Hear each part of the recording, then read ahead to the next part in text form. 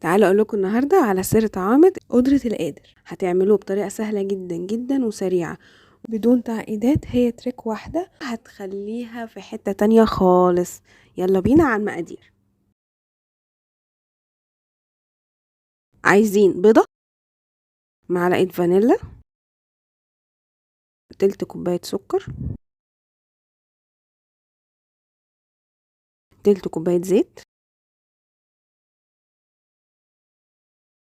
هنقلب كله كويس كويس مع بعض لحد ما يدينا قوام الكريمي ده. وبعد كده هنحتاج كوباية دقيق، معلقة كبيرة كاكاو، معلقة بيكنج باودر، نص كوباية لبن، ونقلب كله مع بعضه لغاية ما يدينا القوام التقيل ده.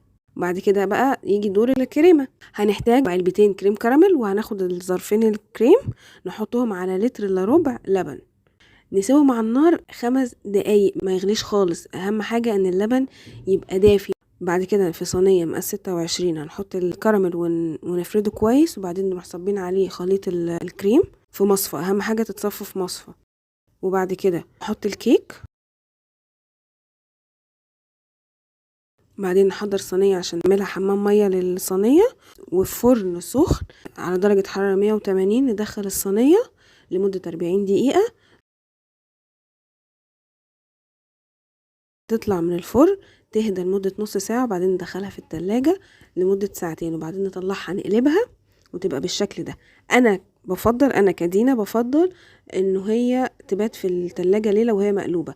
الكيك بتشرب الكراميل الزيادة، بيبقى طعمها احلى. وبالهنا والشفا. ما تنسوش بقى تعملوا لنا سبسكرايب وتقولي رأيكم فيها ايه لما تجربوها.